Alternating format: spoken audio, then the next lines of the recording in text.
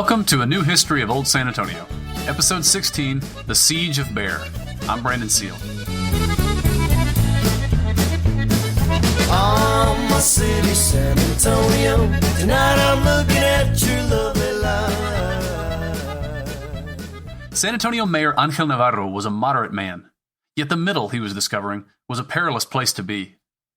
Navarro had tried to remain loyal to the status quo in 1813, but when word of his brother José Antonio's revolutionary fervor got back to his superiors, they ran him out of the Spanish army and declared him a traitor. This pushed him into the fold of Mexican Republicans, and he eventually came to share their Federalist constitutional principles, even as he defended traditional institutions such as the church and the state. In 1835, the 25th anniversary of Father Hidalgo's famous grito, he had underwritten the town's 16 de Septiembre celebration and used the occasion to counsel patience and restraint to the townsfolk, or vecinos, even as he personally remained leery of the man who had just made himself dictator on an anti-federalist platform, Santa Anna. When Santa Anna's brother-in-law, General Martín Perfecto de Cos, learned of Juan Seguin's plan to ride to the aid of the Federalists in Monclova with 25 volunteers in April of 1835, the general attempted to nationalize Seguin's San Antonio unit. He sent the order to Mayor Navarro, who, General Cos continued, would be held personally responsible if Seguin and his troop were allowed to leave the province. Navarro, despite his moderate tendencies, refused General Cos's order on principle, asserting that, quote, the militia depends exclusively on the authorities of the state and are in no manner subject to the orders of military officers, end quote, while again repeating his loyalty to the Mexican nation and to the constitutional process. General Cos, like his brother-in-law, however, knew San Antonio's history, and in Navarro's nuanced refusal, he heard only a reminder of the town's famous predisposition toward radicalism. Just a few months prior, Coahuilan Federalists had declared San Antonio the capital of their new government in exile before Cos squashed it. And the failure on October 2nd of 100 of General Cos's dragoons to take a cannon from the local militia in Gonzales, Texas, he knew, would only further embolden these San Antonians. And so, General Cos and his 400-man army entered San Antonio on October 9th, 1835, boot heels first. General Cos boarded his officers in the homes of the wealthiest citizens and commandeered the homes of those who weren't present to defend them. He confiscated the vecinos' arms and sequestered them in the Alamo. And he made no effort to distinguish friend from foe, operating under the apparent assumption that all San Antonians were suspect. He gathered the town leaders and told them bluntly that if they didn't cooperate, he would have the men sweeping the plazas and the women grinding tortillas for his soldiers, a taunt recalling the fate of San Antonio women in 1813, who were forced to grind tortillas in captivity while their fathers, husbands, and sons were executed outside their prison. And more reinforcements, he told them, were on the way. Mayor Navarro quietly encouraged San Antonians to leave town if they could. He even hid some Anglo-San Antonians at his ranch outside of town to protect them from General Cos's general arrest order for Anglos. Most San Antonians left, and many of them made their way toward Gonzales, Texas, where some 300 men had begun to congregate under Stephen F. Austin. Austin, like Angel Navarro, with whom he was good friends, had long been a voice of moderation in Texas, but a year in a Mexico City jail cell had convinced him that there could be no compromise with Santa Anna's dictatorship. He had now been elected commander of the Federal Army of Texas, which changed its name to the Revolutionary Army of the People, an echo of 1813's Republican Army of the North, and a mark of the province's radicalization in the face of General Cos's provocations. The Revolutionary Army was a motley lot. Buckskin was the closest thing to a uniform. The older Texans wore boots. The newer arrivals still sported moccasins. Broad-brimmed sombreros shaded some faces, while military headgear from earlier wars adorned others. They supplied their own arms, and all bore a shot pouch, bullet-making materials, and a drinking gourd on their belts. Except for the rifling of their long arms and the size of their bowie knives, they looked not unlike the first San Antonio Revolutionary Army in 1813, which we described in episode 11. And despite Santa Anna's propaganda, this wasn't an army of filibusters and pirates.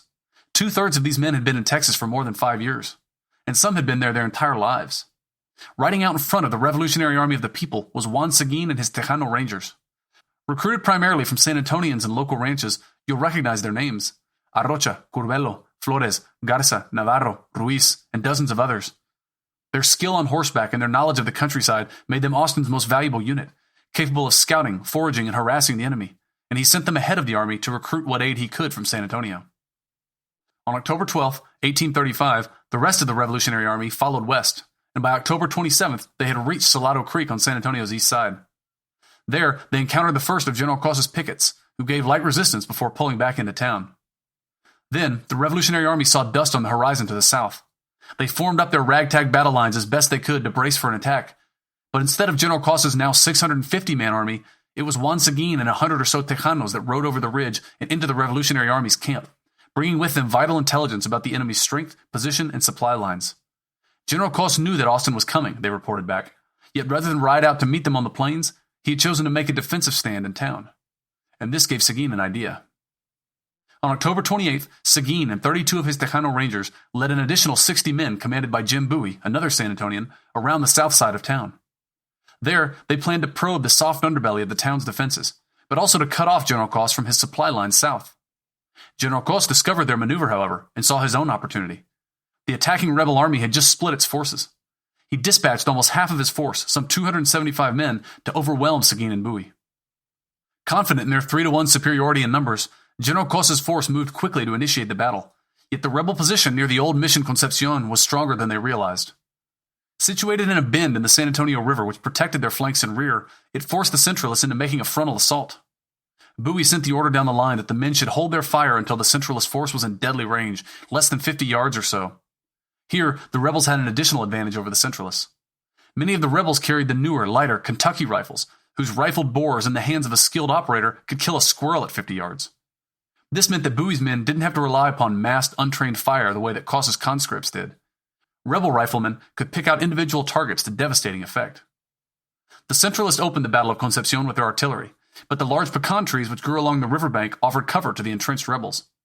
Indeed, the primary result of the Centralist artillery barrage was to rain down ripe pecans on the rebels, who were happy to have the snack while they held their fire. The Centralist infantry began to advance now, to within 200 yards or so, and the first skirmishing units, so-called cazador or sharpshooter units, began to fire potshots at the rebels. The rebel riflemen resisted the temptation to fire back, even as the Centralists drew now to within 100 yards. Then the entire Centralist line formed up and fired, but their aim was high, in the manner of nervous new recruits. Still, the rebels held their fire. The Centralists mounted bayonets and took up the charge now, resolved to finish the battle with cold, hard steel. The bugles called out, the officers pushed their men forward, and the infantry broke into a sprint. 92 rifles fired at once from the riverbank. The Centralist front line collapsed as if the ground had been pulled out from beneath them. The men behind them tripped over their wounded comrades, and the rear ranks halted. Then a second volley smashed into them, to equal effect. The Centralist soldiers panicked and lost nerve and began to backpedal. The officers would have none of it, however, and when they saw the line waver, they ordered the attack taken up again. The second Centralist attack fared no better, however, and was beaten back. The Centralist commander then ordered a third charge, but the Centralist line crumbled beneath the constant and deadly rebel marksmanship. This time, when the Centralist line wavered, the rebels came out over the top after them, despite still being outnumbered by a good 2-to-1. The Centralists turned to flee, though not before the rebels captured one of their cannon and turned it against its former handlers, while Seguin's Rangers mounted up and rode down the stragglers. The Centralists left behind 50 dead at the Battle of Concepcion, compared to only 1 dead and 1 wounded from Seguin and Bowie's party. The Centralist defeat had an immediate effect on General Cos's morale. He refused to believe that a force 1/3 the size of his own had bested his men, and instead assumed that he was now far outnumbered by the Revolutionary Army. He retreated even further back into town, concentrating his forces in the Alamo and around Main Plaza. Austin moved the rest of the Revolutionary Army up into the future Brackenridge Park and called a council of war. More recruits had trickled in from the east, which combined with the now 150 or so local recruits brought in by Seguin, increased the Revolutionary Army's numbers to 600. Austin called for an assault on the town, but the Revolutionary Army's officers refused. Don't forget, this was an all-volunteer army, and democratic to a fault. The army fought when its men wanted to fight, and the prospect of assaulting a well-fortified town, bursting at the seams with artillery and professional soldiers, didn't appeal to them at the moment. Many thought that they could just wait out General Cos. They had cut off his supplies, and reports of his morale problems were already spreading. And many of the San Antonians in the army had families in town, hostages for the moment to General Cos, whom they feared provoking. Austin tried once more in mid-November to inspire the Revolutionary Army into an attack, yet still they declined. On November 24th, less than a month after arriving in San Antonio, Austin resigned his command in frustration and reported back to the provisional Texas government that was forming at a town called Washington on the Brazos. An old Texan named Ed Burleson was elected to replace him. The Revolutionary Army settled into what would become known as the Siege of Béxar, or as the Anglos in the country had begun to pronounce it, Bear. Back in town, Mayor Ángel Navarro did his best to keep San Antonio vecinos safe. He called regularly upon General Cos to advocate for the townspeople, even as their relationship had long since turned bitter. Still, this small act of deference may have helped save the town from the fate that had befallen Zacatecas 6 months before, when that town had defied Santa Anna and been nearly razed to the ground for their impudence. November turned to December. The days grew shorter and the nights grew colder, as the winter of 1835-36 proved to be one of the harshest on record. Supplies were running low in the rebel camp. Reports were arriving of an approaching Centralist army of reinforcement, and San Antonians like Seguin, Bowie, Deaf Smith, and old Ben Milam were becoming increasingly worried about the fate of their loved ones still trapped in town. On December 3rd, Ed Burleson, the newly elected commander of the Revolutionary Army, called another council of war. The voices in favor of attacking the city were forceful, but so too were the voices in opposition. Again, the council deadlocked, and deadlock meant inaction. With winter arriving and with concerns now that a dwindling rebel force could be overwhelmed by General Cossa's rumored reinforcements, the decision was made to strike camp and pull back the 700-man Revolutionary Army to East Texas. The day before, however, new information had begun to trickle into the rebel camp. On December 2nd, Angel Navarro helped San Antonians John El Colorado Smith and Samuel Maverick escape from the house arrest under which General Cos had placed all Anglos in town. They made their way out to the rebel lines and reported on the sad state of General Cos's army, which had shrunk to only 500 or so effective fighting men. Soldiers were feigning illness and deserting daily, and some units even spoke about deserting en masse to the Revolutionary Army.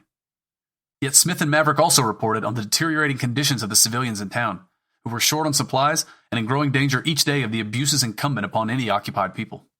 And they had it on good authority that General Cos would never surrender, at least not until his relief army arrived, at which point the rebel opportunity would have surely passed. The frontiersmen of the Revolutionary Army lived and died by a democratic code. To date, however, their commitment to democracy had only sunk them into inaction. And that's when one man stepped up and realized that a democratic army didn't require unanimity, it simply required one man with courage. Old Ben Milam was 50 years old in 1835, which in frontier years was indeed ancient. He had spent his life fighting the English, the Spanish, Plains Indians, and pretty well anyone who didn't subscribe to his particular gospel of liberty. We first met him in episode 14 in 1818 when he came to San Antonio to fight for Mexican independence. He wound up in prison, but won his release at the same time that Mexico won her independence, and then was awarded an impresario contract to develop a colony around modern-day San Marcos with José Antonio Navarro. When he got crossways with the Saltillo faction of the Coahuila state government, he found himself imprisoned again, but escaped in early 1835 in time to join up with Juan Seguin on his march to Monclova. Ben Milam not only understood the history leading up to this Federalist revolt of 1835, he had lived it, and he knew what was at stake in San Antonio. On December 4th, he marched into Ed Burleson's tent and laid it out to the commander. Not only was San Antonio important symbolically as the heart of Texas and the cradle of Mexican liberty, but if the Revolutionary Army were to march away now, they would be abandoning their San Antonio allies in a fight that belonged to all of Texas. For the moment, Texas was united in opposition to Santa Anna, and most of the young Mexican Republic was united with them. There would never be a better time than now to strike a blow against tyranny. Caught off guard, Burleson responded that if Milam wanted to storm the town himself, he couldn't stop him, and he was more than welcome to try. With that, Milam marched out of Burleson's tent and whistled for attention. The men milling around the camp snapped their heads around as Milam cried out, "Who will go with old Ben Milam into San Antonio?" According to some versions, he drew a line in the sand and asked all who would go with him to cross it. More than 300 men answered his call, effectively half of the army whose officers had declined every previous opportunity to attack. Even those who didn't volunteer resolved to stay and support the assault. And so, the next morning, December 5th, 1835, at 5 a.m., 2 rebel columns formed north of San Antonio, with Ben Milam in command. One column, guided by Samuel Maverick and Deaf Smith, who had lived in San Antonio since 1821 as a Mexican citizen, would attack down Soledad Street. The second column, guided by John El Colorado Smith and Hendrick Arnold, a free black man and son-in-law of Deaf Smith, would attack down Main Street, paralleling the San Pedro Acequia into town. An artillery barrage directed at the Alamo's north wall opened the assault. The bombardment diverted Centralist attention to the east side of the San Antonio River for a moment while the 2 columns rushed toward town. Soon, however, cries and shots rang out from Centralist sentries, and the element of surprise was lost. The assault bogged down as it entered the narrow streets of town, crossing modern-day Navarro Street. As night fell on that first day of fighting, Centralist artillery and elite sharpshooters moved into position to confront the attacking columns. That first night, shovels, pickaxes, and knives replaced guns as the attackers began a house-by-house advance, busting through walls and digging trenches between their positions, with progress measured in feet per day. A slow slog of a battle ensued for the next 36 hours. Sleep came sparingly to attackers and defenders alike. The men were covered in mortar dust and smoke, looking more like ghosts than men, their hair singed from powder burns at close range. Many locals had fled the city when the battle started. Many had nowhere to go. Those who remained offered discreet aid to the attackers when they could, bringing them food and water and showing them shortcuts through San Antonio's narrow grid. Yet the horrors of war didn't spare the locals either, whose screams occasionally rang out in the streets when hiding spots were discovered or their walls torn down. Old Ben Milam had led the attack from the outset and continued to lead it now. He was at the forefront of the advance, wielding axe and rifle and directing men where he could. That night, December 7th, he and several of the other officers had developed a plan to attack the row of houses belonging to the old Zambrano family sitting between Main Plaza and the Veramendi house, which the rebels had just captured. He emerged from the famous front doors of the old Veramendi house and into the sights of a centralist sharpshooter perched in a cypress tree. Milam died instantly from a fatal shot to the head, collapsing into Samuel Maverick's arms. Yet the attack went on, and by dawn of December 8th, the rebels had captured the houses in Zambrano Row. Main Plaza was in sight. Then, on the morning of December 8th, a great cheer went up from the Centralist side. The groggy attackers peered out of their holes just long enough to see General Cos's long-awaited relief army, some 600 men or more, marching through San Antonio. The Centralist invaders now outnumbered the rebels some 1,100 to 700. Newly confident, General Cos raised a blood-red flag over the Alamo, signaling his intention to offer no quarter to the attackers. He sent out his cavalry to assault the rebel camp, where probably only a couple hundred men remained in reserve from the fighting. Much to General Cos's dismay, however, he was defeated once again by an inferior force, whose marksmanship left the Centralists afraid to even leave the town. Around noon on December 8th, sensing that the Centralist attention had moved away from Main Plaza, a group of 30 volunteers from New Orleans, the famed New Orleans Grays unit, rushed the plaza and holed up in the so-called Priest's House at the corner of modern-day Soledad and Commerce Streets. The Centralist units in Main Plaza, which were among General Cos's most elite units, counterattacked, however, and soon cut off the Grays from the rest of the Revolutionary Army. The situation became dire. Centralists soon arrayed 3 cannons around the building at just a few yards' range. They fired into the stone walls of the Priest's House, which began to crumble on top of them. The Grays threw furniture against the doors and windows, while outside they could see the old Centralist veterans fixing bayonets and preparing to finish them off. Characteristically, the commander of the beleaguered New Orleans Grays put the matter to a vote. The democratic ethos of these men in even life-or-death situations ought to amaze us. And what ought to amaze us even more is what they voted to do. Surrender was the wise option. Notwithstanding General Cos's no-quarter flag, a live prisoner always had a chance to talk his way out of his predicament. A dead defender's fate was final. Yet their surrender would have meant the end of the assault on Bear, the total loss of momentum of the attack, and the failure of the Revolutionary Army to capture San Antonio. To a man, they refused to yield. It's one of the many reminders of the zealotry of the age, of the passion that these men felt for their ideology of personal liberty.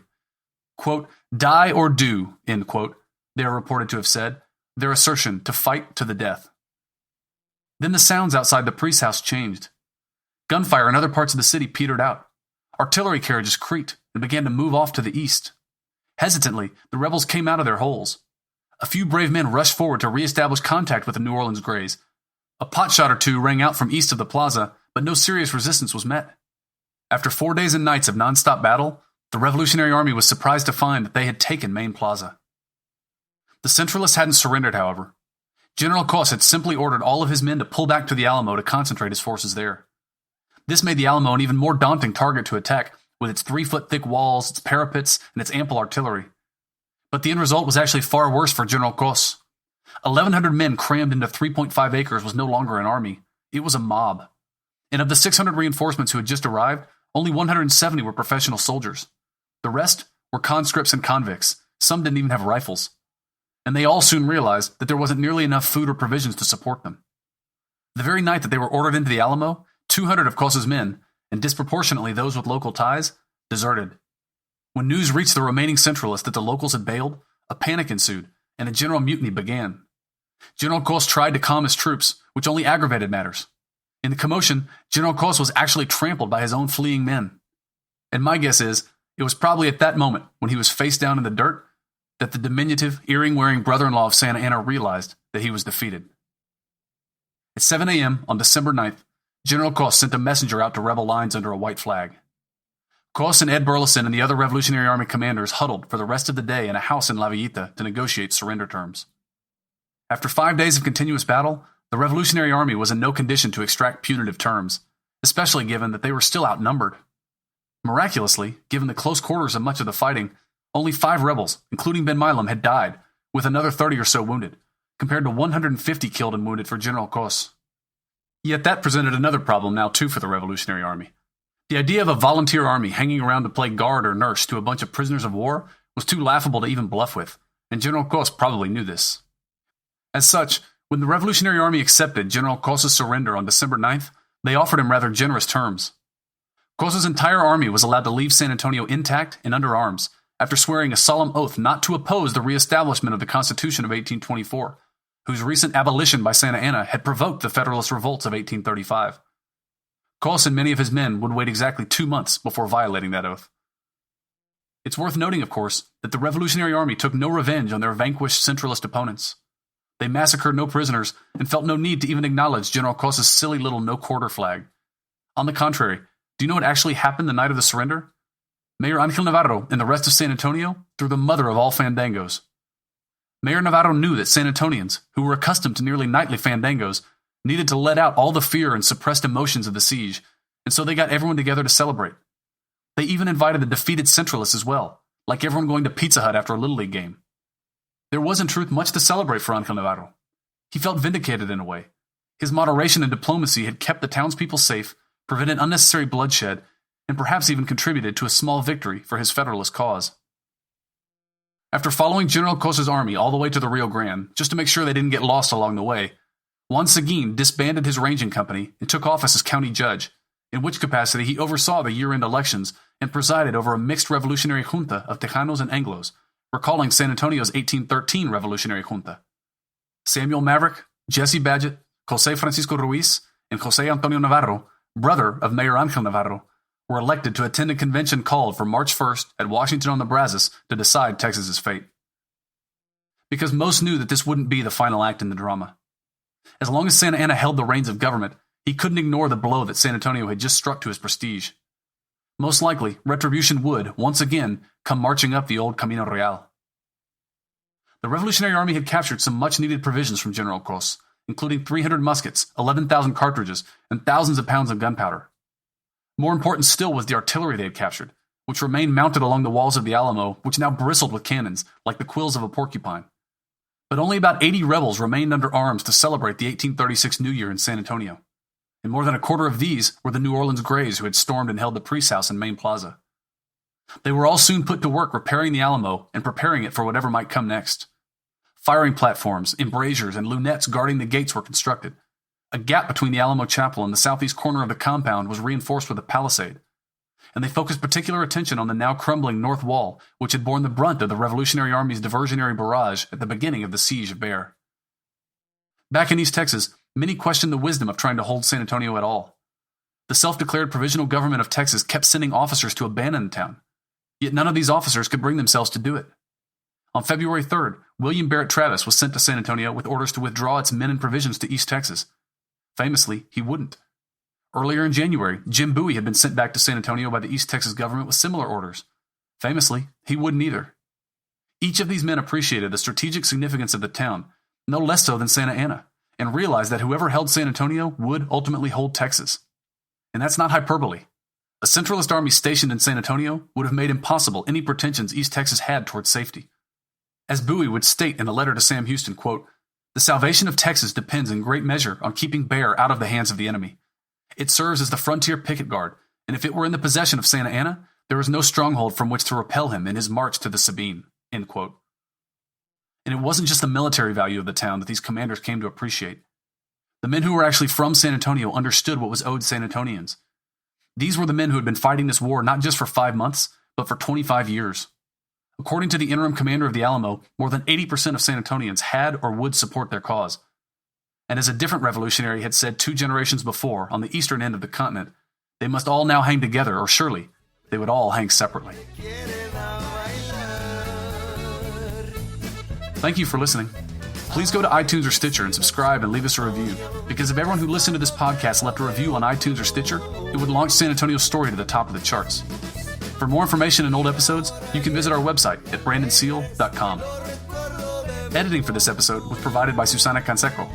Sound engineering was performed by Stephen Bennett. A special thanks to my friend Noel McKay for letting us use his song, Mi San Antonio. If you're interested in learning more about this particular moment in San Antonio's history, I recommend you go read Professor de la Teja's compilation of Juan Seguin's writings, published as A Revolution Remembered, the memoirs and selected correspondence of Juan N. Seguin. Seguin is everywhere during this period, and indeed is probably as responsible as any single person for setting in motion General Croce's march to Texas in 1835, and of course everything that would follow, in which he'll also figure prominently. The Texas Revolution, in short, is the story of Juan Seguin. And if you're looking for a place to visit, you can actually go see the house where General Croce surrendered to the Revolutionary Army on December 9th, 1835 in La Villita. Go check it out.